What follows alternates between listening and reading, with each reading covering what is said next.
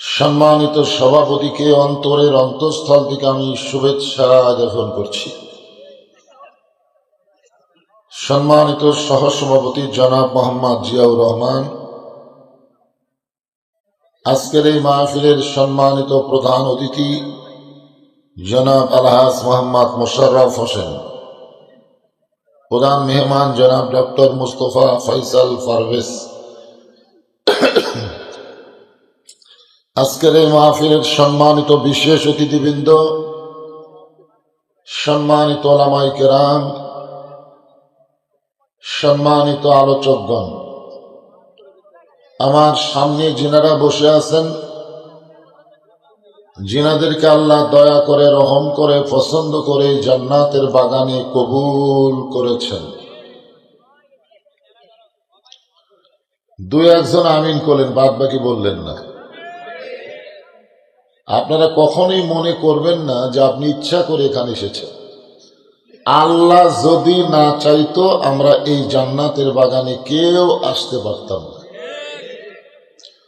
আল্লাহ পবিত্র কালামুল্লাহ শরীফ ইরশাদ করেন, মা সাবাকা মিন হাসানাতিন ফামিনাল্লাহ।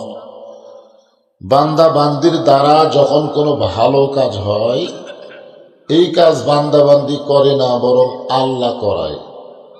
আপনারা বলেন তো, কোরআন কারিমের মাহফিলে বসা এটা ভালো কাজ না খারাপ কাজ? তাহলে এই কাজ কে করালো? আমরা করলাম না আল্লাহ করালো? তাহলে এই মুহূর্তে আমরা বিশ্বাস করতে পারি, আমরা যত বড়ই পাপী হই না কেন, আল্লাহ আমাদের উপরে খুশি আছে। আল্লাহ যদি বেজার হতেন, আমাদেরকে রাস্তার মধ্যে হইচই করাতেন, মেলার মধ্যে ঘুরাতেন, বাড়ির মধ্যে আড্ডা গুলি মারাতেন, ঠিক কিনা বললেন? কিন্তু ওই সকল জায়গায় না রেখে পৃথিবীর শ্রেষ্ঠ জায়গা রিয়াজুল জান্নাহ, বেহেশতের টুকরার মধ্যে আল্লাহ আমাদের কবুল করেছে। রাস্তায় যারা হইচই করতেছে এরা কারা রে? হ্যাঁ,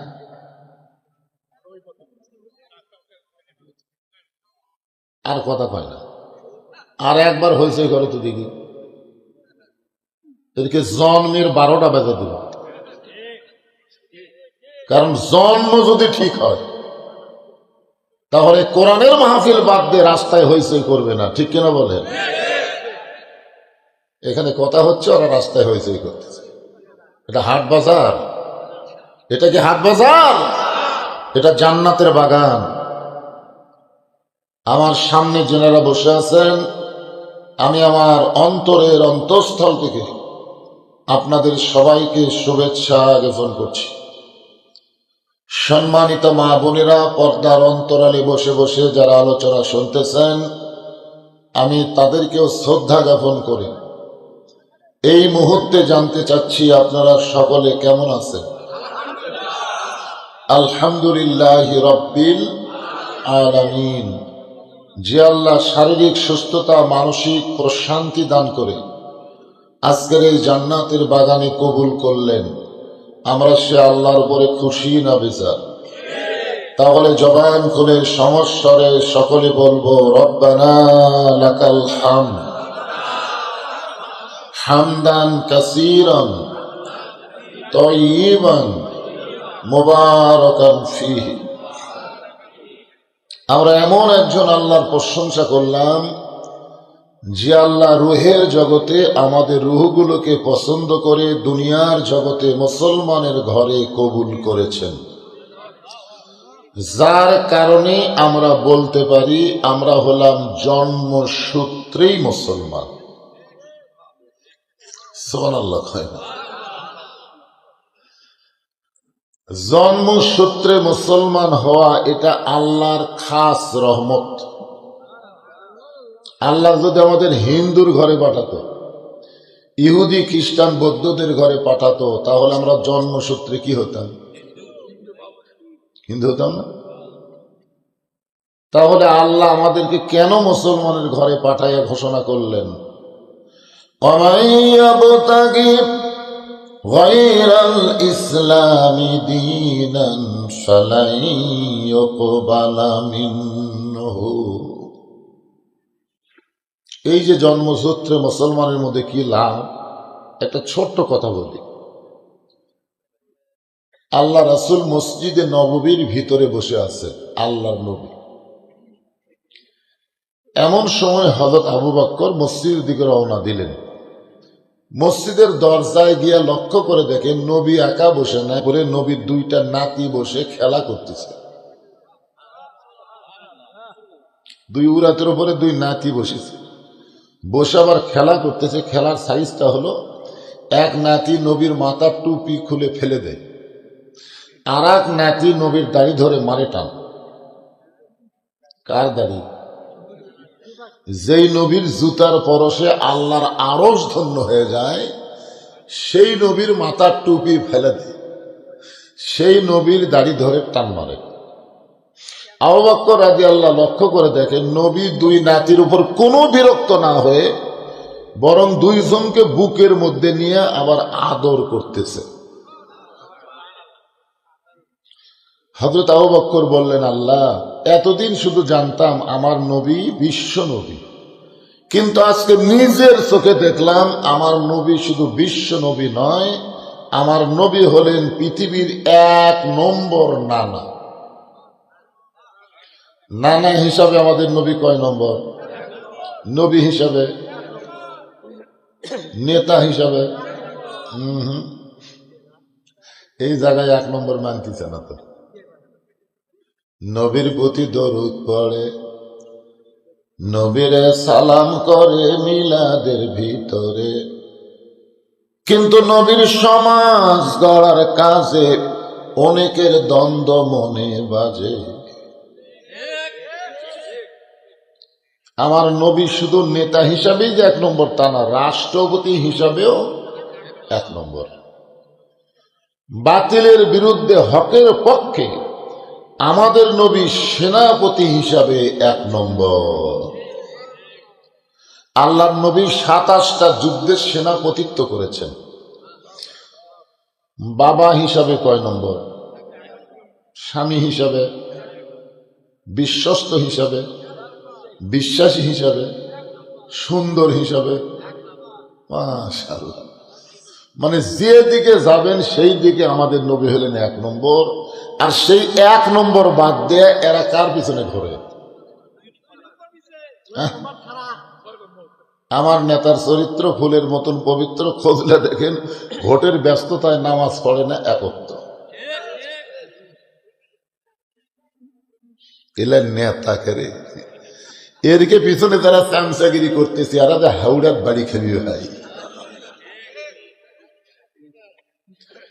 এই কারণে আল্লাহ বললেন, লাকাদ কানা লাকুম ফি রাসূলিল্লাহি উসওয়াতুন হাসানা। এমন সময় হযরত ওমর ফারুক মসজিদের দরজা দিয়া ভিতর দিকে লক্ষ্য করে বলতেছে, এই দুইটা সন্তান বড় বেয়াদব হয়ে গেছে, এরা সব সময় নবীকে কষ্ট দেয়। আবু বকর কি বললেন আর ওমর ফারুক কি বলতেছে? আবু বকর বললেন, আমার নবী হলেন পৃথিবীর শ্রেষ্ঠ নানা। আর ওমর ফারুক বলতেছেন, এই দুইটা সন্তান বড় বেয়াদব, এরা সব সময় নবীকে কি দেয়? টুপি খুলে ফেলে দেয়, দাড়ির টান মারে। এটা কি? এমন সময় আবু বকর এভাবে শাহাদত আঙ্গুলি তুললেন, আমার দিকে তাকান, শাহাদত আঙ্গুলি তুলে বলেন, ওমর, যেই কথা একবার বলেছ এই কথার দ্বিতীয়বার বলবা না। তুমি যাদেরকে বেয়াদব বললা তাদেরকে তুমি চেনো? তুমি যে দুইটা সন্তানকে বেয়াদব বললা যে এরা বেয়াদব হয়ে গেছে, এই দুইটাকে তুমি চেনো? যদি বলতো জানো তাহলে কিন্তু উত্তর সহজ হতো।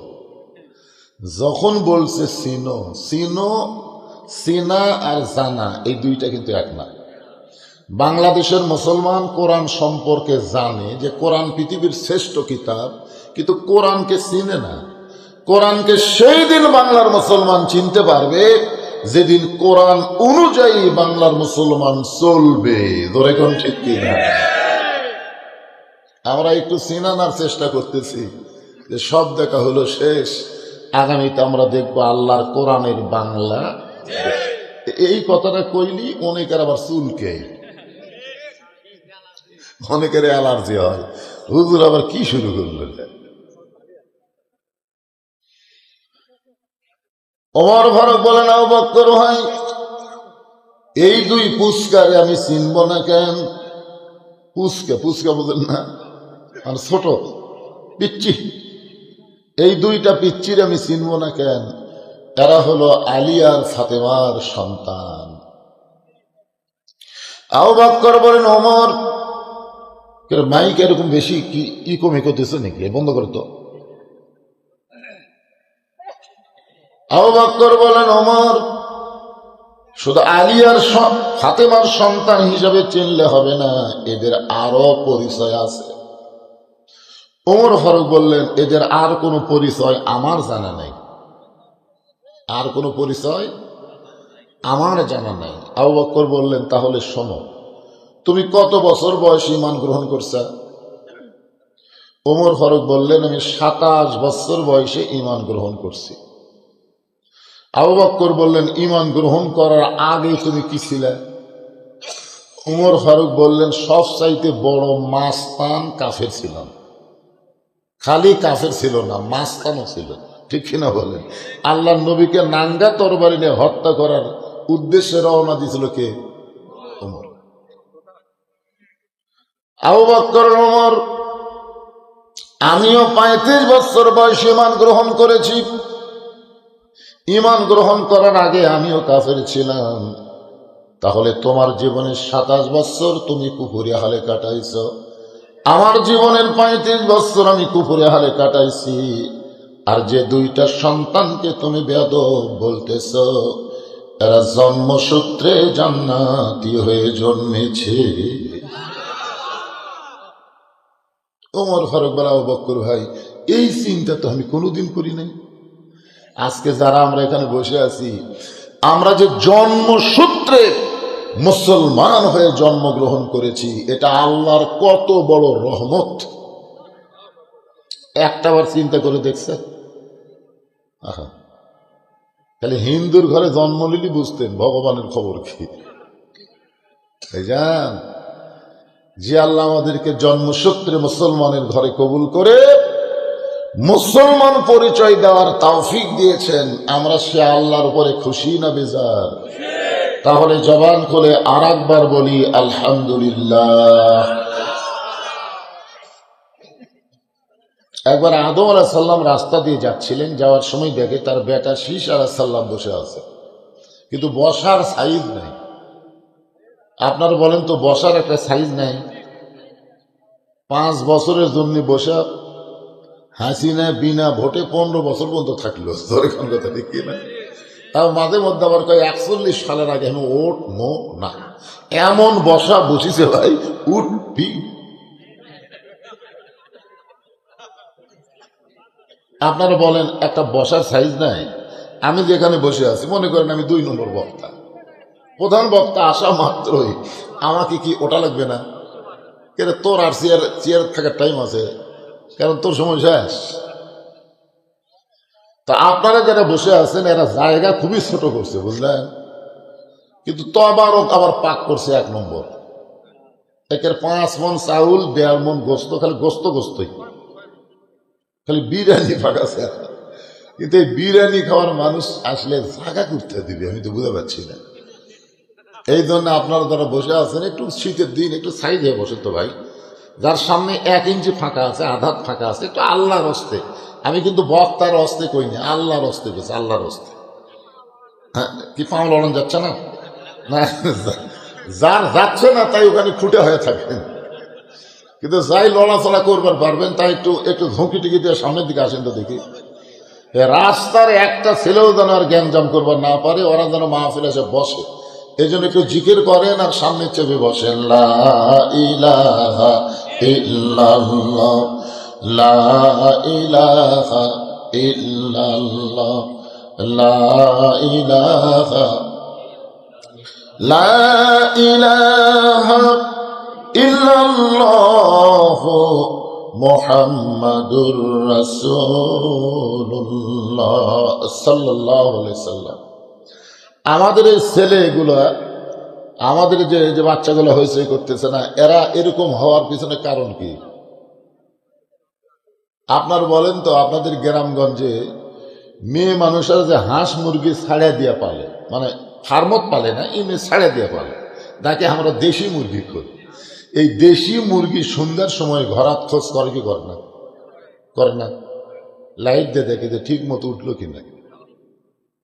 সন্ধ্যার সময় যদি দেখে সব মুরগি উঠিছে কিন্তু একটা মোরও ওঠেনি, তখন ওই মেয়ে মানুষ চিন্তা করবে কে এই মোরও কোন বাড়ির মুরগির প্রেমত করলো। তো আশেপাশে সব বাড়ি লাইট না খুঁজতে দেখে, আরে ভাই আমাকে মোরত কি তোমাকে ঘরা? একজন বলতেছে একটা নতুন মনে হয় আজকে খালি কট কট কট কট কট কট করতেছে।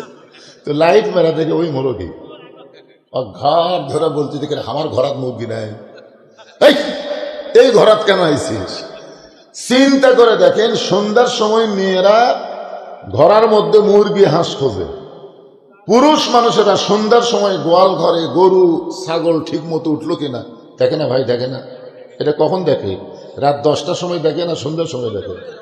যে সন্ধ্যার সময় যদি মুরগি হাঁস গরু দেখে, তাহলে এত রাত হয়ে গেল, এই আইডিয়া গুলো যে বেড়া ঘুরতেছে, একে বাপ মাও কি দেখে?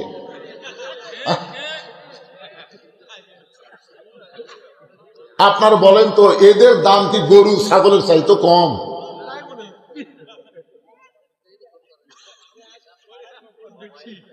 যে ছেলেরা রাস্তায় হইচই করতেছে, ওই ছেলেদের পিটার আগে আল্লাহর বাপ মাও বেড়াবি। জোরে কোন কথা ঠিক কিনা? তুই মুরগি হাঁস খুঁজবার পারিস, গরু ছাগল খুঁজবার পারিস, তোর বেটা খুঁজিস না কে?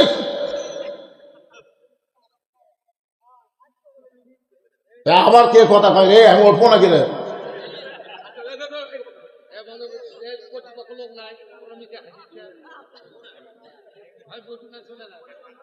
চলে যাবি, যে পোলার গন্ধ বাজে ওরা চলে যাবি। ওরা সময় বোঝে, ওরা জুমার দিনে সবার শেষে আসে পুরাতন স্যান্ডেল পাওয়ার দিয়ে, আবার সবার আগে নতুন পাওয়ার দিয়ে চায়। ধরা পড়লি কই বদল হচ্ছে ভাই, বদল হচ্ছে ভাই। বোঝেন না এরা কোন মুসল্লি? এরা নামাজের মুসল্লি না, এরা হলো আল্লাহর সাথে ঠাট্টা করা মুসল্লি। জোরে কোন কথা ঠিক কি?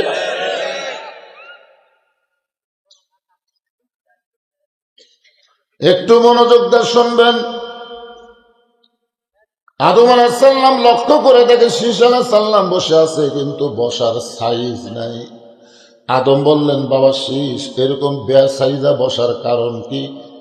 শীষ বলতেছে, বাবা 3 কারণ। বলে 3টা কি কারণ? বলে 1 নম্বর কারণ হলো আমার বাবা আল্লাহর নবী, 2 নম্বর কারণ হলো আমি নিজেও আল্লাহর নবী, 3 নম্বর কারণ হলো দুনিয়াতেই বউ পাইছি জান্নাতের হুর।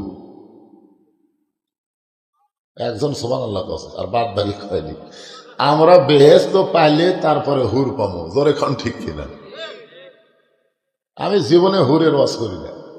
আমার যত ক্যাসেট বার আছে আপনারা দেখবেন, না হলে তো 1-1 লাখ বার আছে, 1-1 লক্ষ ক্যাসেটের মধ্যে, ভিডিওর মধ্যে, ইউটিউবে দেখবেন আমার হুরের কোনো ওয়াজ নেই। কারণ আমি একবার হুরের ওয়াজ করে বইয়ের কাছে ধরা গেছি, সেদিন থেকে তওবা করছি আমি আর জীবনে হুরের ওয়াজ করব। কারণ হুরের ওয়াজ করলে আমার বউ খুবই খেপা যায়, যা আপনাকে এত খেদমত করি আর আপনি জান্নাত দিয়ে হুর পাগল হবেন, তাহলে আমার খবর কি? আমি তখন বউকে আল্লাহর কোরআন থেকে তেলাওয়াত করে শুনাইছি, হুন্না লিবাসুল লাকুম ওয়া আনতুম লিবাসুল লাহুন্না। আদম বলতেছেন, বাবা শীষ, নবীর বেটা নবী না হইয়া, বেহেশতের হুরের স্বামী না হইয়া, আখিরি জাহানের পয়গম্বরের উম্মত যদি হতে পারতে, তাহলে তোমার জীবন ধন্য হয়ে যেত। কোন নবীর উম্মত? আখিরি জাহানের নবীর উম্মত বলতে আপনারা কোন নবী বুঝতেছেন? আল্লাহ কোরআনে বলেন, মা কানা মুহাম্মাদুন আবা আহাদিন মির রিজালিকুম ওয়ালাকিন রাসূলুল্লাহি ওয়া খাতামান নাবিয়্যিন। শীষ আলাইহিসসালাম চমকে উঠছে, চমকে, বাবা আপনি কোন কি? নবীর বেটা নবী না হইয়া, বেহেশতের হরির স্বামী না হইয়া, শেষ নবীর উম্মত হলে জীবন ধন্য হতো, এটা কেমন কথা? আদম বললেন, তাহলে শোনো, আমি জীবনে একটা ভুল করছিলাম। অপরাধ না, অপরাধ করছে হাওয়া। অপরাধ কে করছে? হাওয়া। আল্লাহ যখন বলেছেন অলা তাকরাবা হাজিস সাজারা ফাতাকুনা মিনাজ জালিমিন, ওই গাছের কাছে যাইও না, সঙ্গে সঙ্গে আদম আলাইহিস সালাম বলেছেন আমি যাব না। কারণ গাছ তো আর একটা না, বহু গাছ। জোরে কোন কত গাছ?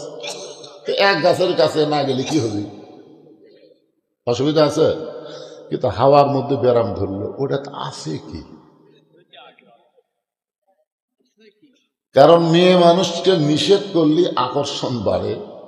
আমরা বহুদিন হলে বাংলাদেশের মরদ মানুষ মেয়ে মানুষের তলব ছিলাম, তলে। এই খালেদা হাসিনা, খালেদা হাসিনা, খালেদা হাসিনা, আমরা মনে করতেছিলাম আমাকে মনে হয় মরদই নেই। এইরকম একটা অবস্থা হয়েছিল না? কথা কন না কেন ভাই? একজন বিদায় দিছে, একজন কোলে আছে। আপাতত আর টেনশন নেই। এখন আমরা এক বাক্যে বলবো, মেয়ে মানুষের দিন শেষ, মরদ মানুষের বাংলাদেশ। মৌলানা না লিখলেও ফাদেল মানুষের প্রিন্সিপাল, উনি হাদিস খান অবশ্যই পড়েছেন, বুখারী শরীফের হাদিস। আল্লাহ রাসূল বলেছেন, মা তারাকতু বাদি আলা উম্মতি ফিতনাতুন আদার আলা রাসূলু মিনান নিসা, রাওয়াহুল বুখারী কিতাবুল ফিতান। আল্লাহ রাসূল বলেছেন, আমার পরে আমার উম্মতের জন্য সবচেয়ে বড় বিপদ হলো মরদ মানুষের জন্য নারী নেত্রী হওয়া। এটা কথা কন না কেন? এটা কি আমার বাপের কথা না নবীর কথা? আজ থেকে 1400 বছর আগে নবী এই কথা বলে গেছে, যে কথার বিপদে আমরা বাংলাদেশ ছিলাম। আল্লাহ আমাকে বাঁচাছে, আলহামদুলিল্লাহ। একজন বিদায় নিছে আর একজন পল্লিয়ে গেছে।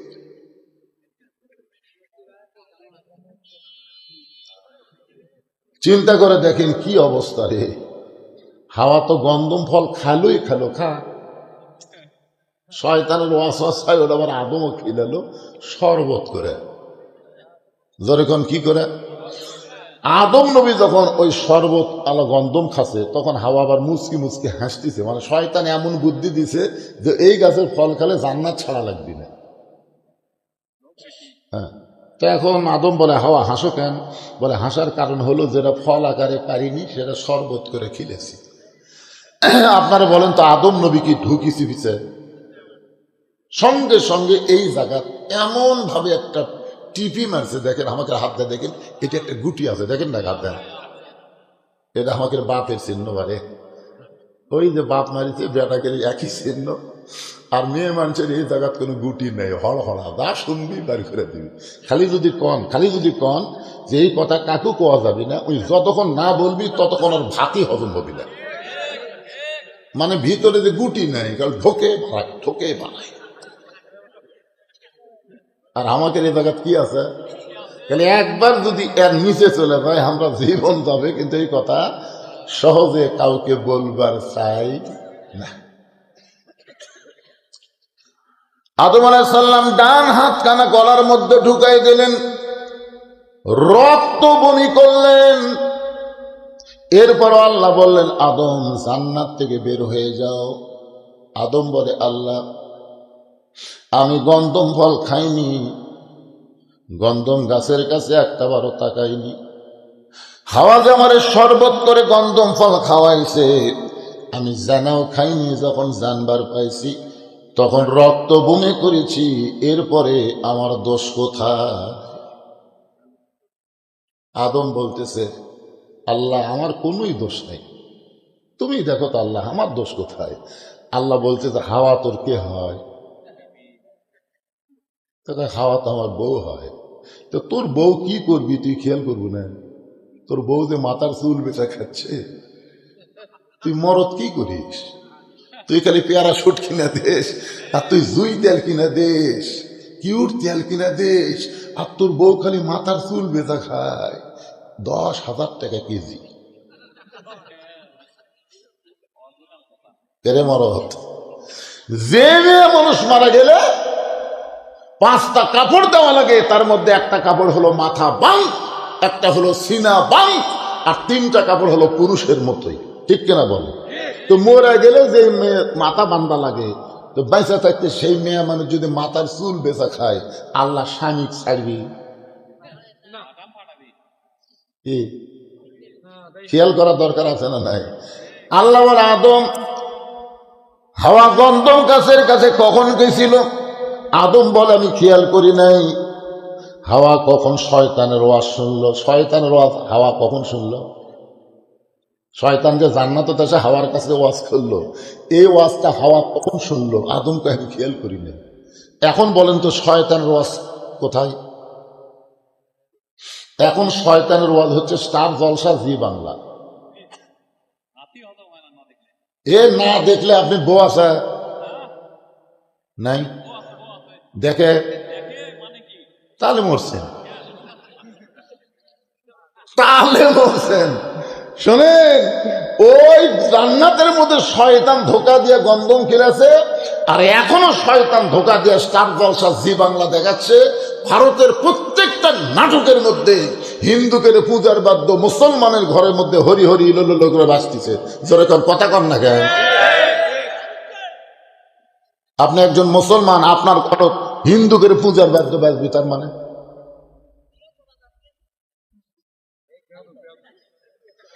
একটু মনোযোগ দিয়ে শুনবেন। আদম বলেছিস একটা ভুল করার কারণে 350 বছর আমি কেঁদেছি।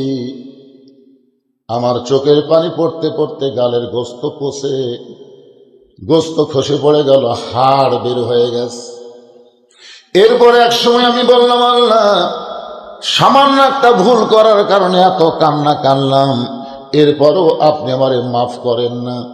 যে দোয়া করে আদম আল্লাহর কাছে কাঁদছে, সেই দোয়াটা আমাদের জন্য আল্লাহ কোরআনে দিয়ে দিয়েছেন। সবাই পড়েন, রব্বানা যালামনা আনফুসানা ওয়া ইল্লাম তাগফির লানা ওয়া তারহামনা লানাকুনান্না মিনাল খাসিরিন।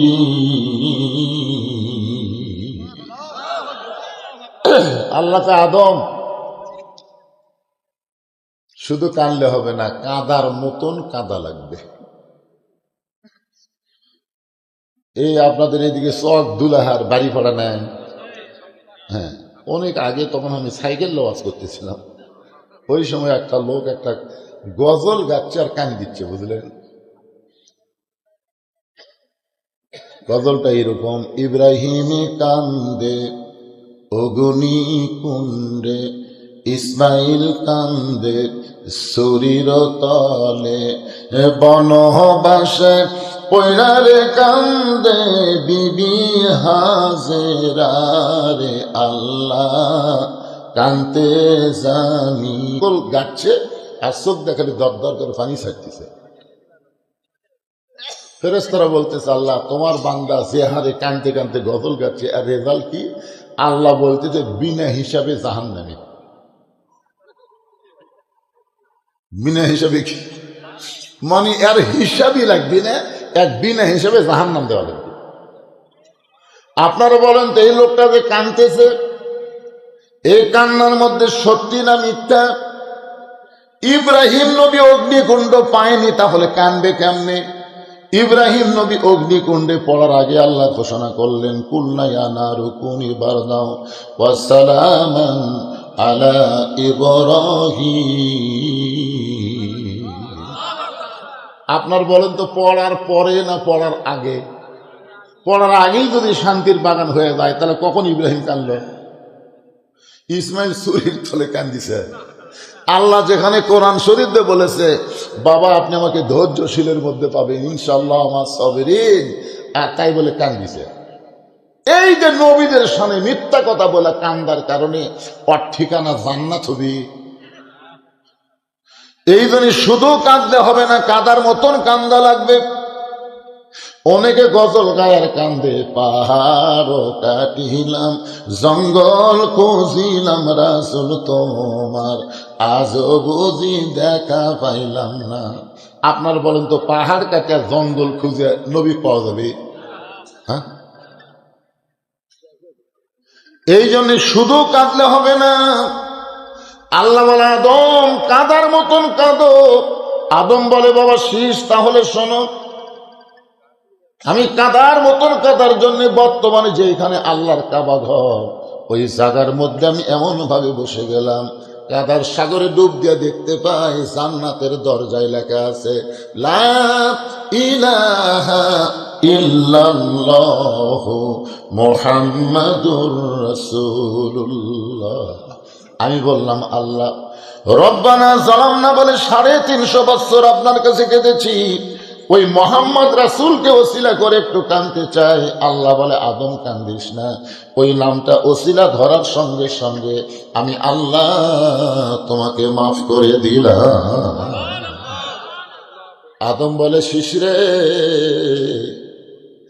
একটা মাত্র ভুল করার কারণে এত বছর আমি কেঁদেছি। আর ওই নবীর উম্মতেরা সারা জীবন যদি ভুল করে, সারা জীবন যদি ভুল করে, কোন এক সময় মাছির মাথার মতন সামান্য পানি চোখের কোনায় এনে যদি বলে আল্লাহ মাফ করে দাও, ওই নবীর উম্মত হওয়ার খাতিরে আল্লাহ তার জীবনের তামাম গুনাহ মাফ করে দিবে।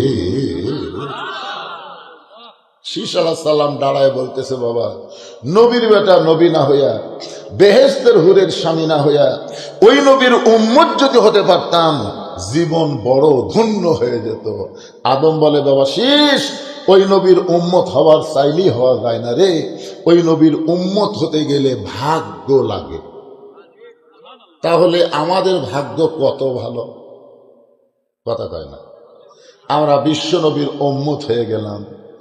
যেই নবী সম্পর্কে বলা হয়েছে, আছেন আমার মুক্তার, আছেন আমার বারিস্টার, শেষ বিচারের হাইকোর্টেতে তিনি আমায় করবেন পার, আমি পাপী তিনি জামিনদার।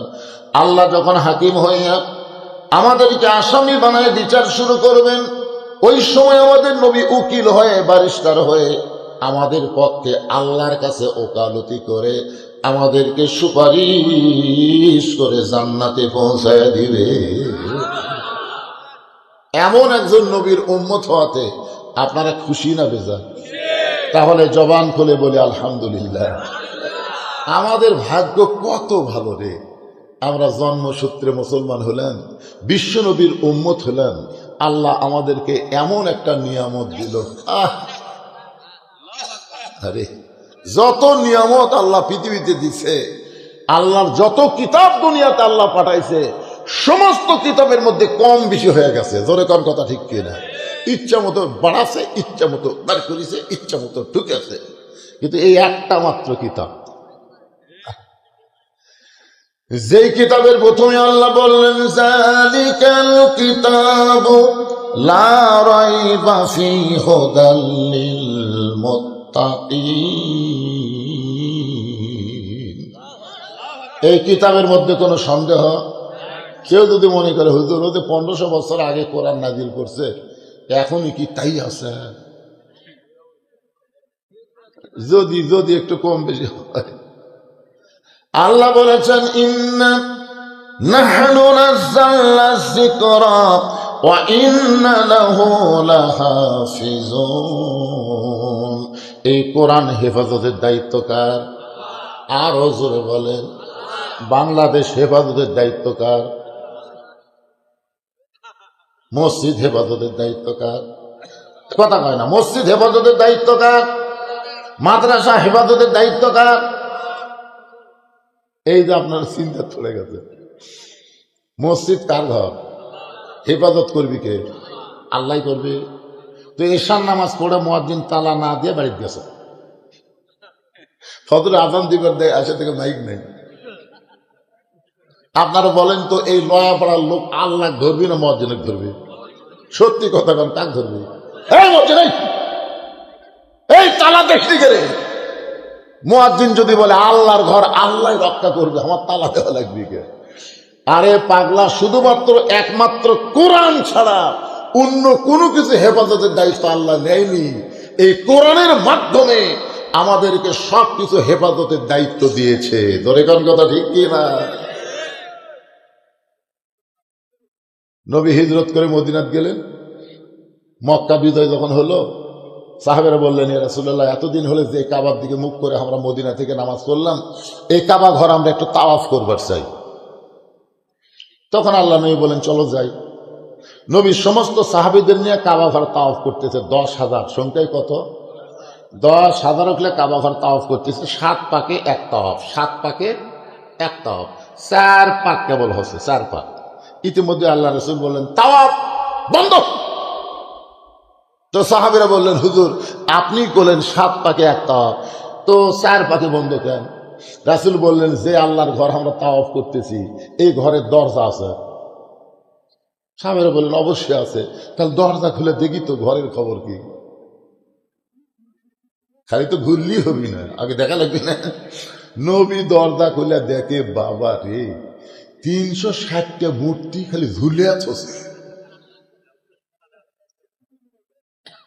ওমর ফারুক বললেন, ইয়া রাসূলুল্লাহ, আল্লাহর ঘর আর সেই ঘরের মধ্যে মূর্তি, আল্লাহ কি করলেন? কি মনে করে আল্লাহ কি করলেন? আল্লাহ রাসূল বললেন, ওমর, ঘর আল্লাহর হতে পারে, আল্লাহ ওয়ালারা যদি আশেপাশে না থাকে, তাহলে আল্লাহর ঘরের মধ্যেও বকরি ঢুকবি, মুরগি ঢুকবি না? আমার এলাকায় মুয়াজ্জিন আযান দিচ্ছে, কোনো মানুষজন আসে না, এক আড়িয়া গরু দড়ি ছেড়ে ভাই ওই গোয়াল ঘর মনে করে মসজিদের মধ্যে ঢুকছে, মুয়াজ্জিন আযান বাদ দেয়, আড়িয়া ঘরে ঢুকলে আর আযান থাকে। এ কার গরু রে, কার গরু রে? গরুওয়ালা বাইরে থেকে বলতেছে, চাচা ও বলা জানোয়ার, চাচা বোঝে না তাই ঢুকছে, আমি ঢুকছি। মানে এই শালা জানোয়ার জীবনেও ঢোকে না, ওই বোঝা জানোয়ার, আর এই গরু হচ্ছে অবলা জানোয়ার। মসজিদের উন্নয়ন কল্পে মাহফিল। মসজিদের উন্নয়ন মানে কি? মুসল্লি ওয়াজ দিয়ে হবি। সূরা মুলকের 2টা আয়াত আমি তেলাওয়াত করছি, হুজুর বুঝতেছে।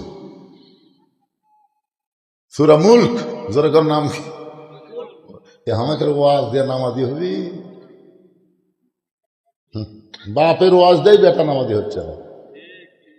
এরকম নামাজি করবার গেলে এ কোরআন শরীফ খালি মাহফিলে তুলে হবি না, জায়গা মতো লিয়ে দেয়, নামাজের বিল পাস করে উই পড়বি, আর বাপও নামাজ পড়বি। জোরে কোন কথা ঠিক কিনা? পড়বু না, তোর 14 গোষ্ঠী নামাজ পড়বি। এলা ওয়াজ দিয়ে নামাজ। সূরা মুলকের 2টা আয়াতের তাফসীর হবে, আগে আপনাদের সাইজ করে নিচ্ছি। এই যে তবারকগুলো প্যাকেট হোক, তারপরে ইনশাল্লাহ সাইজ মতো মার দিয়ে মনোজাত করে চলে যাম। অসুবিধা আছে ভাইজান? তাহলে একটু মনোযোগ দিয়ে শুনবেন কি বলতেছি রে। মুলকেরটা পরে আসতেছি। এখন যেটা বলি সেটা হলো আল্লাহর কাবা ঘরের মধ্যে মূর্তি। জোরে বলেন কি? ঢুকালো কারা? আল্লাহ কি করলো?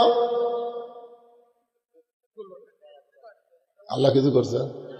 ওরা কাবা ঘরের মধ্যে মূর্তি নিয়ে যখন ঢুকতেছে, আল্লাহ খালি কাবা ঘরের দরজাতে একটা ফেরেশতা খাড়া করে থুবি, আবু জেল যে মূর্তি নিয়ে কাবা ঘরের দরজাতে আসবি, ঠাস করে একটা চল মারবে, আন্দারে মার। জোরে কোন কি মার? আবু জেল হবল মূর্তি নিয়ে যেই কাবা ঘরের দরজা গেছে, ফেরেশতা মারছে চল, ওই মূর্তি ফেলে দে দৌড়। আবু সুফিয়ান বলতেছে, ভাই খবর কি? আন্দারে মার হচ্ছে, দরকার নাই। পিটন যখন হচ্ছে আর যাওয়ার দরকার নাই। আল্লাহ পারে কি পারে? জোরে কোন পারে? খালি আল্লাহ মরার পরে পারে, তাই না? আল্লাহ খালি মরার পরে কবর কানা ফেরেশতা, ঠসা ফেরেশতা দিয়ে আত্মা তরে পিটাবি। এই গাঁজা খড়ি গল্প আপনাকে কে শোনাই দেয়? আল্লাহ বেঁচে থাকতে পারে না, মরার পরে পারবি। কিভাবে আল্লাহ মারে? সূরা মুলকের 2টা আয়াতের তাফসীর শুনলে বুঝতে পারবেন। আল্লাহর মার নেই। 41 সালের আগে নামবো না? 24 সালের 5 আগস্ট কি হলো?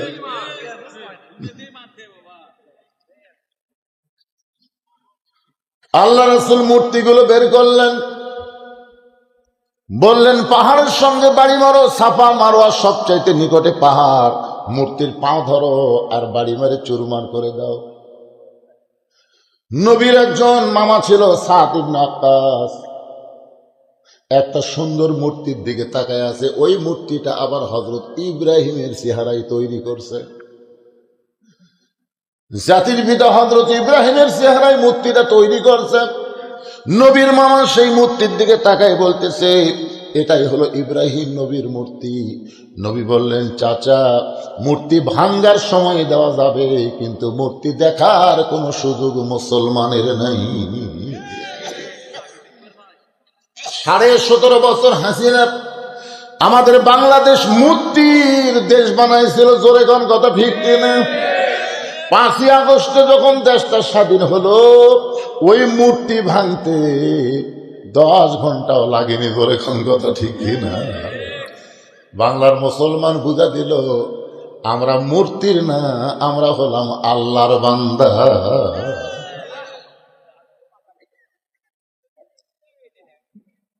যেই কোরআন থেকে আপনারা আলোচনা শুনবেন, এই কোরআন হেফাজতের দায়িত্ব কার?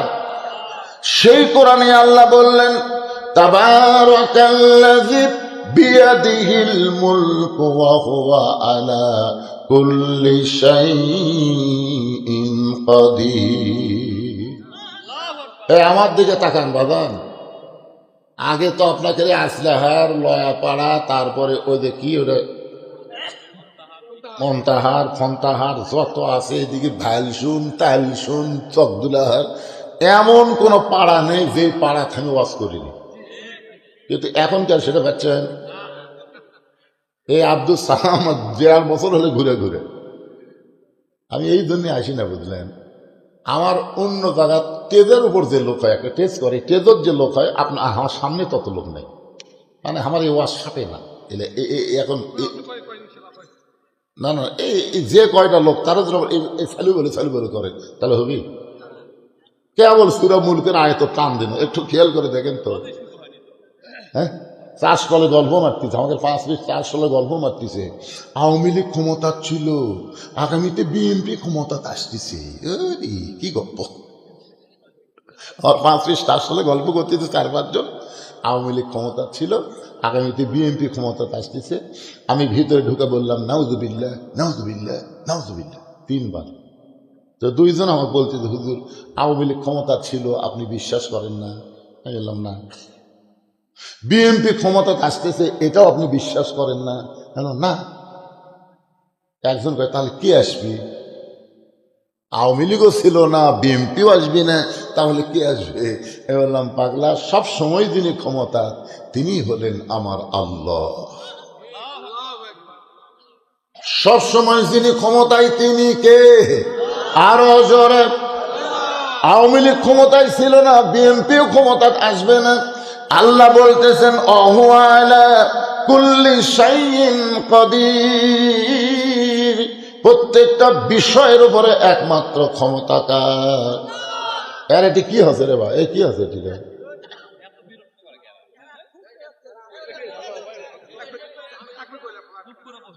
এখন 2 নম্বর আয়াতটার দিকে খেয়াল করেন। সমস্ত ক্ষমতার মালিক কে? এটা আমার হুজুর যে বললো না, রাজনীতি।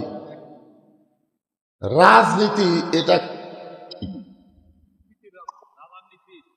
না, অনেকে মনে করে, আমি বোঝানোর জন্য বলতেছি, অনেকগুলো রাস্তার মধ্যে একটা বড় রাস্তাকে আমরা রাজপথ করি।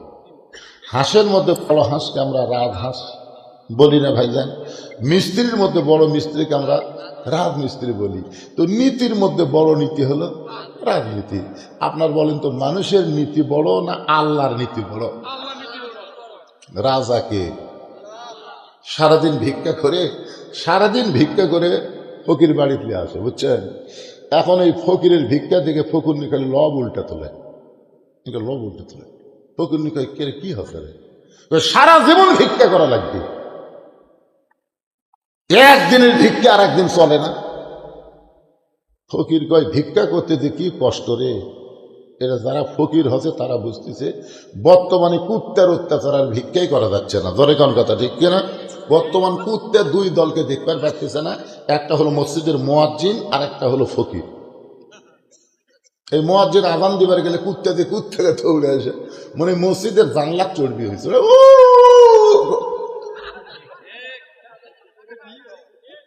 আর আমাদের গ্রামে এক ফকির কেবল ভিক্ষা করার গেছে ভাই, এক কুত্তার দৌড়ে দেওয়ার ফকিরের ব্যাগ এমন হবে কামড় মারছে, ওই ব্যাগ ফেলে দৌড় চাউর সব মারিছে দিনছে। কত কষ্ট করে ভিক্ষা করে নিয়ে আসলাম, তাও তোর মন ভরে না। ফকিরের বউ বলতেছে, সাধারণ মানুষের দরজায় ভিক্ষা করলে এর চাইতে বেশি তো আপনি পাবেন না। বেশি ভিক্ষা যদি পাওয়ার চান তাহলে বাদশাহ শাহজাহানের রাজ দরবারে যান। বাদশাহ শাহজাহানের রাজ দরবারে যান। বইয়ের বুদ্ধি শুনে ফকির পরের দিন বাদশাহ শাহজাহানের রাজ দরবারে গিয়ে দেখে রাজ দরবারের দরজায় বিশাল একটা দরজা। ওই দরজায় একজন দারোয়ান লাঠি নিয়ে দাঁড়ায় আছে। ফকির মনে মনে চিন্তা করে, কতদিন ভিক্ষা করলাম, এরকম লাঠিওয়ালা মানুষ তো দেখি নাই। তুমি কতদিন ভিক্ষা করছো সাধারণ দরজায়, আর আজকে ভিক্ষা করতে গেছো বাদশাহ শাহজাহানের রাজ দরবারের দরজায়। সব দরজা কি সমান? ফকির যখন বাদশাহ শাহজাহানের রাজ দরবারের দরজার দিকে পা বাড়ায়, এমন সময় দারোয়ান লাঠি তুলে বলতেছে, ফকির ভুল করিস না, এই দরজা দিয়ে বাদশাহ শাহজাহানের উজির নাজির মন্ত্রী যারা, আপনজন আত্মীয় যারা, তারাই শুধু প্রবেশ করতে পারে, তোর মতন ফকিরের প্রবেশ করার কোনো অধিকার নাই। ফকির মনে মনে চিন্তা করে, বউ বুদ্ধি দিতে রে, এখন কি করি?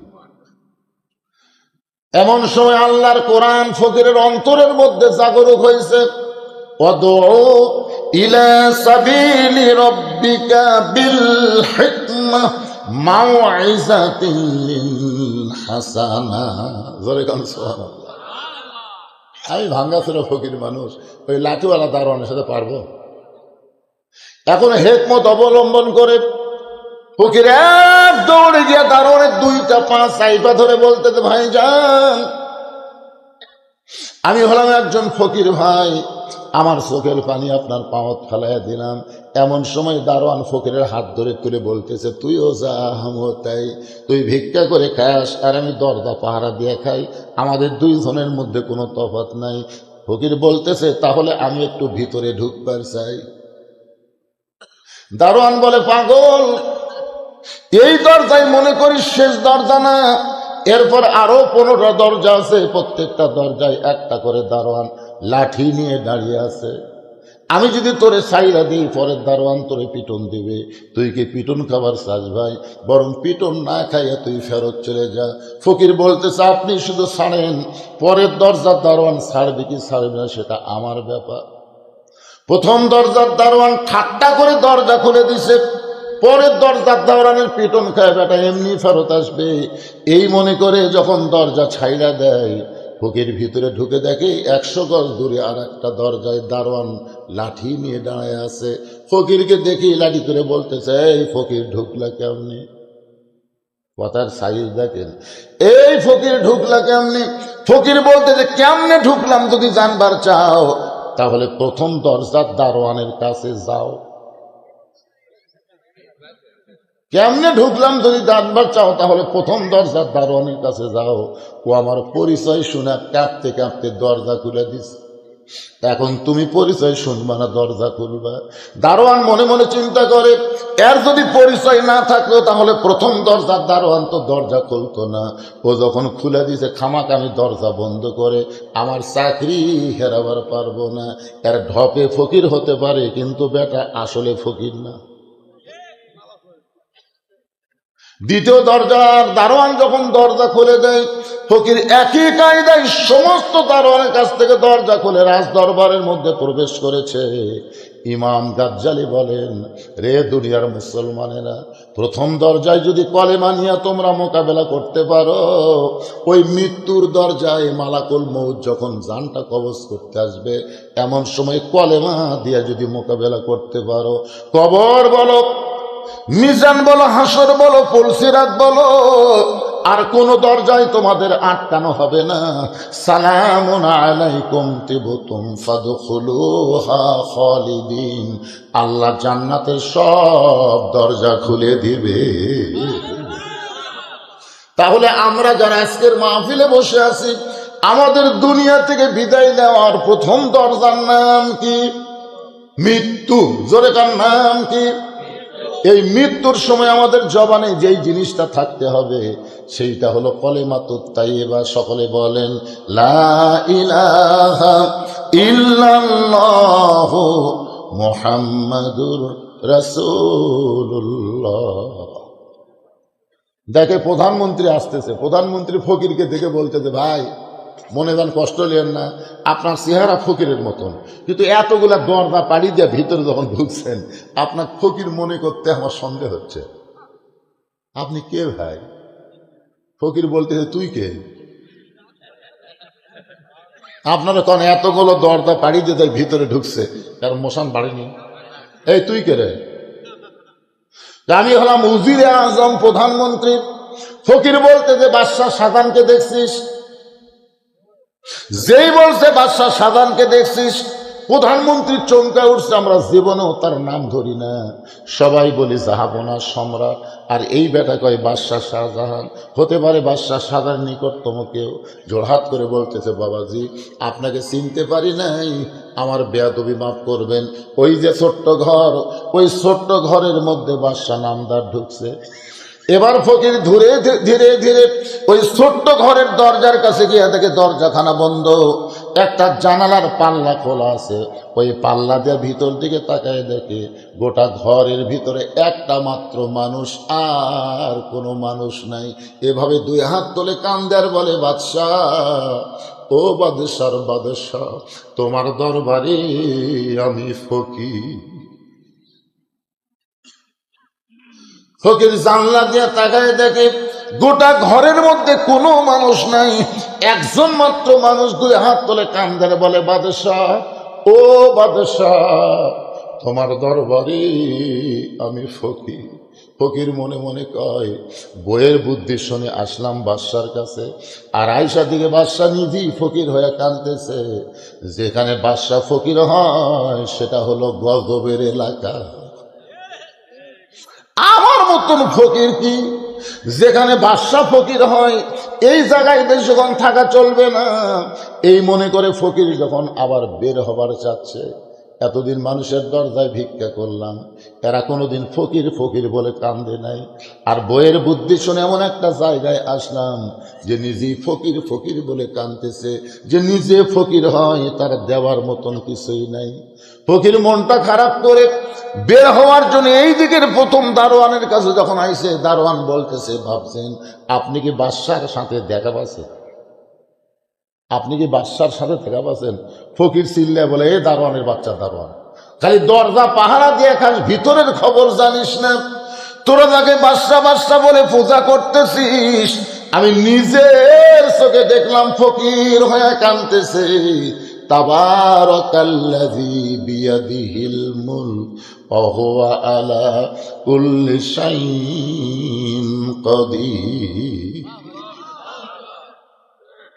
দারোয়ানের বাচ্চা দারোয়ান, খালি দরজা পাহারা দেশ, ভিতরের খবর জানিস? তোরা যাকে বাদশা বাদশা বলে পূজা করতেছিস, আমি নিজের চোখে দেখলাম ফকির হয়ে কাঁদতেছে। এখন দারোয়ান চিন্তা করে, এই বেটা আমাদের বাদশারে ফকির কয়, তাহলে ইকে মৌলবাদী না রাজাকার? আজকে আল্লাহর কোরআনের রাজনীতির কথা বললে অনেকে বলবে এরা মৌলবাদী না হয় রাজাকার। ধরে কোন কথা ঠিক কিনা? আরো দারোয়ান, এই খামাকাও দরজা পাহারা দিয়ে লাভ নাই রে, আমাকে চোখ ফাঁকি দিয়ে রাজ দরবারের মধ্যে মৌলবাদী ঢুকছে রে। মৌলবীরা মসজিদে থাকবে, মৌলবীরা আজান দিয়ে খাবে, মৌলবীরা সংসদ আসলো কেমনে রে? জোরে কথা কর না কেন ভাইজান? আমাকে চোখ ফাঁকি দিতে রে। আমাকে দরজা পাহারা দিয়ে লাভ নেই, সবাই আয়, সব দারোয়ান একত্র হয়ে যায়। কেউ ফকিরকে কিল মারে, কেউ ঘুষি মারে, কেউ লাত্তি মারে। ফকির চিল্লায় বলে, যতই মার মারিস না কেন, নিজের চোখে দেখা জিনিস মিথ্যা বলা যাবে না। বহু প্রস্তাব দিছিল নিজামী সাহেবকে, বহু প্রস্তাব দিছিল মতিউর নিজামী মুজাহিদকে, আল্লামা সাইদি হুজুরকে বহু প্রস্তাব দিছিল যে আপনারা এই রাজনীতি বাদ দিয়ে ধর্মনীতি নিয়ে হুজুর হইয়া পিসাব হইয়া থাকেন।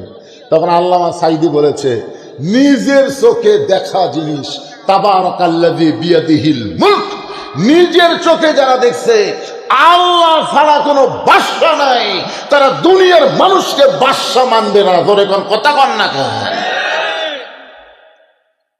এই যে আমার হুজুর বললেন না, মুসা নবী আল্লাহর তুর পর্বতে দাঁড়ায় আছে। এক সময় আল্লাহ বললেন, মুসা তোমার খবর কি? মুসা বলতেছে আলহামদুলিল্লাহ। তো মুসা বলতেছে, আল্লাহ আপনার খবর কি? এখন আল্লাহ কি করবি? আল্লাহ বলতেছে, মুসা আমার খবর যদি জানবার চাও তাহলে ফেরাউনের কাছে যাও। ফেরাউনের কাছে, কার কাছে যাও? ইন্নাহু তাগা, ইযহাব ইলা ফিরাউন ইন্নাহু তাগা।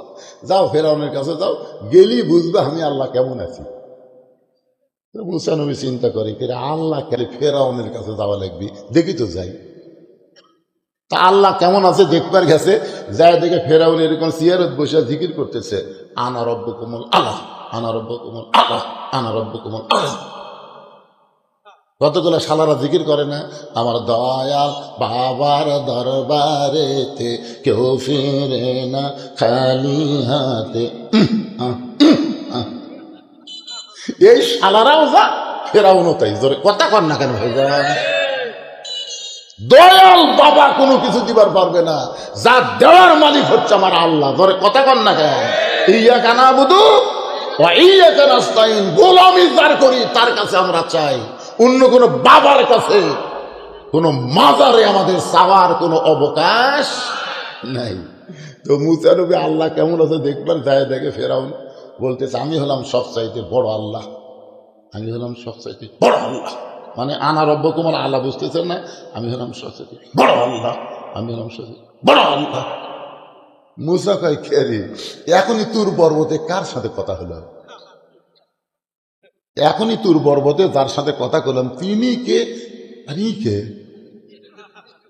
শোনেন, এই কোরআন শরীফ যখন আপনি দেখবেন না, কোরআন শরীফ দেখা আর তুর পর্বতে মুসা নবীর আল্লাহর সাথে কথা বলা একই কথা। জোরে কোন কথা ঠিক কিনা? এই কোরআন কার বাণী? তো মুসা নবী কার সাথে কথা কয়? তাহলে আমরা নিজেরাই কোরআন পড়তেছি। কোরআন হলো সর্বশ্রেষ্ঠ রাজনীতির কিতাব, আর সেই কোরআনের রাজনীতি বলবার গেলেই অনেকের কলজা চুলকে।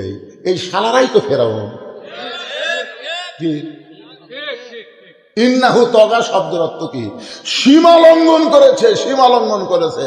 5 বছরের ভোট পাইয়া বিনা ভোটে 41 সাল পর্যন্ত থাকবার চাই, এলাই তো ফেরাউন।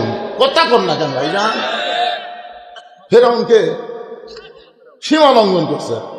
তগা শব্দের অর্থ কি? সীমা লঙ্ঘন করছে। এখন মুসলমান তুমি দাবি করবা, তুমি মুসলমানের দাবি করবা, আর বিসমিল্লাহির রহমানির রহিম দিয়ে বক্তব্য শুরু করবা, আর মানুষের সংবিধান মানুষের আইন নিয়ে কথা বলবা। তুমি বিসমিল্লাহ যতই বলো, ওই বিসমিল্লাহ দিয়ে তুমি ফেরাউনি ঢাকতে পারবা না। জোরে কোন কথা, কথা কম না কেন ভাই? একটু মনোযোগ দিয়ে আমার কথাগুলো শুনবেন। সমস্ত দারওয়ান একত্র হয়ে ফকিরকে কেউ কিল মারে, কেউ লাথি মারে। ফকির চিল্লায় বলে, আরো মার, আরো মার। দারওয়ান গুলো কয়, কে রে? এক আমরা মারতেছি, আরো মার। ফকির বলতেছে, মারিয়া মারিয়া আমার সাইজ কর, কারণ আমার মধ্যে ভেজাল ঢুকছে। সোনার মধ্যে যখন ভেজাল ঢোকে, বুঝলেন, সোনার দাম কম না বেশি? যে ভেজাল যখন ঢোকে তখন স্বর্ণকারের কাছে যখন নিয়ে যান, তখন বলতে যে ভাই রে, ওজন তো 16 আনি হলো রে, কিন্তু ভেজাল 4 আনি আছে। তখন 4 আনি ভেজাল কি করা যায় ভাই? পিওর করে দেন, পিওর করে দেন। তখন সোনা অ্যাসিডের মধ্যে যেই ফেলা দিছে, সোনাকে আমাকে গরম লাগতেছে, চিল্লাচিল্লি করতেছে। স্বর্ণকার চিল্লাস কে? চিল্লাস করে অ্যাসিডের বাপেরও ক্ষমতা নাই তোকে পুড়াবার পরে। তোর মধ্যে যে ভেজাল ঢুকছে, সেই ভেজাল পুড়বে। তুই আসলই থাকবি রে পাগলা। তোকে অ্যাসিডের ক্ষমতা নাই তো কুড়াবার পারে, বরং তোর মধ্যে যে ভেজাল আছে ওই ভেজাল সাফ করবার গেলে তোকে একটু তাপ লাগবি। জোরে কোন কথা ঠিক কিনা? কিন্তু তোর কোনো ক্ষতি অ্যাসিডের বাপেরও ক্ষমতা নাই করতে পারে। একে সোনা পিওর করে বাড়ি করে তখন আবার সোনা লোহার পাতের উপর থুয়ে হাতুড়ি দিয়ে মারতিতে, বুঝলেন, গয়না বানাবি। সোনাকে আবার মারে, একবার অ্যাসিড করলেন আবার মারতেছে, তার মানে স্বর্ণকার কয় পাগলা একটু পিটন না খালি তোর দাম বাড়বি। তুই খালি সোনার দলা হয়ে থাকবে তো কে নিবি রে? তো পিঠা গহনা বানাচ্ছি পাগলা, যত পিটন খাবি ততই দাম বাড়বি। 15.5 বছর বাংলার মুসলমানের মধ্যে ভেজাল ঢুকেছিল, হাসিনে অ্যাসিড দিয়ে পরিষ্কার হয়ে গেছে। এখন আবার আগামী 12ই ফেব্রুয়ারিতে হাতুড়ি পিটায় আমাদের দাম বাড়াতে হবে। ধরে কোন কথা ঠিক না? বুঝবার পারলে বুঝ পাতা, না বুঝলে তেজ পাতা। আর বেশি আমি বুঝার পারবো না।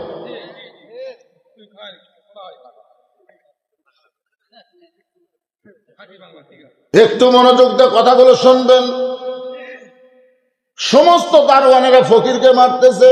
ফকির বলতে যতই মার নিজের চোখে দেখা জিনিস মিথ্যা বলা যাবে না। আপনার বলেন তো, নিজের চোখে দেখলে ইমান বাড়ে না কমে? ফকির জানলা দিয়ে ভিতরে কি দেখছে? হ্যাঁ, এরা খালি পিটতে চোখে হামাকের বাসা তুই ফকির কোষ ওকে মার। নিজের চোখে দেখা জিনিস মিথ্যা বলা যাবে না। নিজের চোখে দেখলাম তাবারাকাল্লাযী বিয়াদিহিল মুলকু ওয়া হুয়া আলা কুল্লি শাইইন কাদির। কিছুক্ষণ পরে বাদশাহ শাহজাহানের আসরের নামাজ শেষ। আসরের নামাজ শেষ করে সে বলতেছে, রে দারোয়ানেরা, কারে মারতেছ, কেন মারতেছ? দারোয়ান গুলো বলে, যাবো না, আমরা শুধু মারতেছি, আপনি শুনলে তো মারাই ফেলবেন। আমরা শুধু কিল ঘুষি মারতেছি, কিন্তু আপনি শুনলে তো মারেই ফেলবেন। বাদশাহ শাহজাহান বলে, লোকটা কি অপরাধ করেছে? দারোয়ান গুলো বলতেছে, যাবো না। এই লোকটা বলতেছে আপনি নাকি ফকির হয়ে গেছেন, আপনি নাকি বাদশাহ নাই, আপনি নাকি ফকির হয়ে গেছেন। সম্রাট শাহজাহান দৌড়ে এসে ফকিরের টুটি চাইপা ধরে বলে, এই ফকির, তুই কি জানিস না আমি মোগল সম্রাট শাহজাহান? ফকির বলতেছে, এটাই তো জানতাম মোগল সম্রাট শাহজাহান। শাহজাহান বলতেছে, জানতাম কি? জানতাম হলো অতীতকাল, বর্তমান আমি মোগল সম্রাট শাহজাহান। জানতাম মানে কি? অতীতকাল না, জানতাম। মুঘল সম্রাট শাহজাহান বলে, অতীত কথা বলিস কেন? বর্তমানে আমি মুঘল সম্রাট শাহজাহান। ফকির বলতেছে, তাহলে ওই ঘরের জানলার কাছে গিয়ে আমি কি দেখলাম? আপনার মতোই একজন মানুষ, আপনি কিনা জানি না, তবে আপনার মতো একজন মানুষ 2 হাত তুলে কাঁদতেছে আর বলতেছে, ও বাদশাহ, তোমার দরবারে আমি ফকির। সঙ্গে সঙ্গে বাদশাহ শাহজাহানের 2টা হাত থরথর করে কাঁপছে। দারোয়ান গুলো বলে, জাহাপনা, ফকির কি শুনাইল? যেটা শোনার পরে আপনার 2টা হাতের মধ্যে কম্পন ধরে গেল। বাদশাহ শাহজাহান বলতেছে, ফকির যা বলেছে ঠিক বলেছে, ফকির যা বলেছে ঠিক বলেছে। আল্লাহর ঘরে যতক্ষণ ফকির সাজি ততক্ষণ, আর আল্লাহর ঘর থেকে বের হলে বাদশাহ হয়ে যায়। বর্তমানে বাংলাদেশে মানুষের আইন চলার কারণে আল্লাহর ঘরে যতক্ষণ ফকির সাজি ততক্ষণ, আল্লাহর ঘর থেকে যখন বার হয়ে যায় তখন যার মনি তাই। জোরে কোন কথা ঠিক? এসপি সাহেব দেখে সামনে একটা কাতার ফাঁকা আছে, ভাই একজন মুসল্লি হলি কাতার পুরো হবি। এসপি কয়েকের আর একটা মুসল্লি নাই। তখন তাকে দেখে দরজা ফকির খাড়া, চৌকিদার খাড়া হয়ে আছে। এসপি ডাকতেছে, চৌকিদার আয়। চৌকিদার বলে, না স্যার, আপনি এসপি, আমি চৌকিদার। এসপি বলতেছে, পাগলা, ওটা বাইরের কথা। তুই চৌকিদার, আমি এসপি, ওটা হলো বাইরের কথা, ভিতরের কথা, আমরা 2 ভাই। বলে বিশ্বাস করে চৌকিদার। এসপি নিজে জায়গা ছাড়া যায় চৌকিদারের হাতে, তোর ডাকি কি যাস না, কাইনে লিয়ে সরকারে খাড়া করছে। চৌকিদার এসপির আঘাত পিছনে খাড়া হচ্ছে। এসপি বলতেছে, পাগলা, আমার পায়ের গোড়ালির সঙ্গে গোড়ালি মিল কর, গোড়ালির সঙ্গে গোড়ালি মিল কর। এবার চৌকিদার বলতে, স্যার আমার পায়ের গোড়া হলো ফাটা, আপনার পায়ের কিন্তু তেল তেলা। এই দুটা মিল করবার গেলে যদি একবার ঘষ্টন খায়, কারণ ফাটা পায়ের ঘষ্টন আছে। যে স্বামীর পাও ফেটে গেছে, একই কম্বলের মধ্যে যদি স্বামী স্ত্রী ঘুমায়, বুঝলেন, যদি পায়ের ফাটা একবার বউয়ের পাও লাগে, বউ চেতন পায়ে কবি মহারণা মাপ দিলাম, লেপ পাল্টাও, মানে এত ধার, বুঝলেন। এখন চকিদারের পা এসপির পা লাগালাগি হয়ে গেছে নামাজের মধ্যে।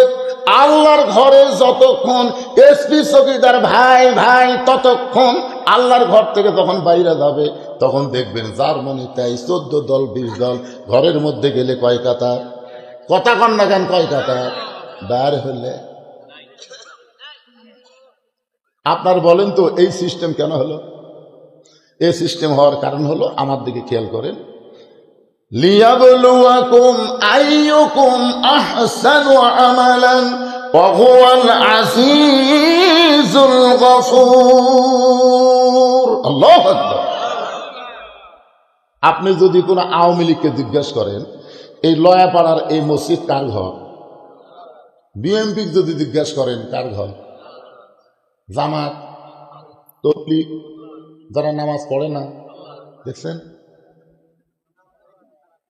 মানে সব দলের মুসলমান মসজিদ যে আল্লাহ, এটা এক বাক্যে স্বীকার করে। যদি আপনি বলেন ভাইজান এই পুকুর কার, এই জমি কার, না না তা কবি না তো, এই জমি আলাদা, তারই নাম কবি, তখনকার আল্লাহর কবি। মসজিদের ব্যাপারে সবাই এক বাক্যে আল্লাহ। পুকুর উমুকের জমি, এটা দেখতেছেন না হুজুর, এই সাইডে যা দেখতেছেন আমার বড় ভাইয়ের, এই সাইডে যা দেখতেছেন আমার চাচা, এই সাইডে সব আমার গোষ্ঠী, সবই যদি তোমাকে হয় আল্লাহ, আল্লাহটা দেখবার গেলে 2 মিনিট হাঁটা লাগবে হুজুর। 2 মিনিট হাঁটা মসজিদের সামনে গিয়ে বলতেছে এখানে আল্লাহর কিছুই ছিল না হুজুর, আমার 4 লাখ 10 শতক দান করছে, আর হাঁটাতে আল্লাহ ঘর বানিয়ে দিছি। ফেরেশতারা বলতেছে আল্লাহ এই দেশের নাম কি, যেই দেশে ওর চাচা জায়গা দিলে তোমার জায়গা হয়, আর ওরা টাকা বসে তোমার ঘর ভেঙে দেয়, এই দেশের নাম কি?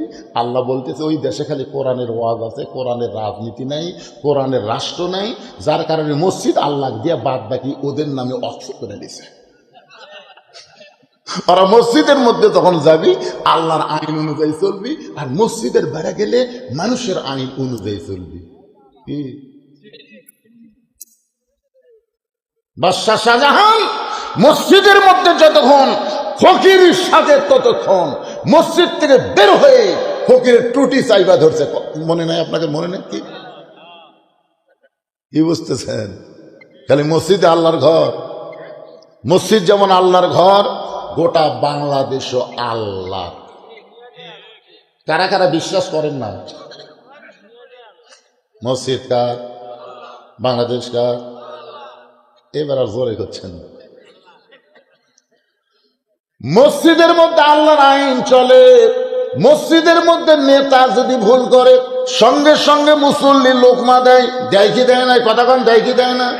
ইমাম সাহেব আসরের 4 রাকাত নামাজের ইমামের যোগ্যতা কিন্তু ডবল টাইটেল পাস, দাওরা পাস। সেই ইমাম এতদিন আসরের 4 রাকাত নামাজ 2 বৈঠকে পড়াইছে, কিন্তু আজকে ইমাম সাহেব প্রথম 2 রাকাতে 1 বৈঠক দিছে, পরে 3য় রাকাতে আবার বসে গেছে। হয় না? এরকম হয় না?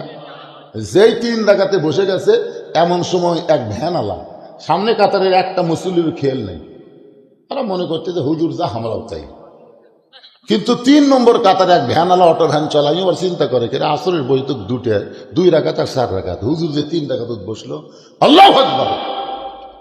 যে আল্লাহু আকবার কাছে ইমাম মনে মনে বলতেছে তুই যতই লোকমা দে, আমি 41 সালের আগে ওঠবো না, আমি স্বৈরাচারী হয়ে বসেই থাকবো।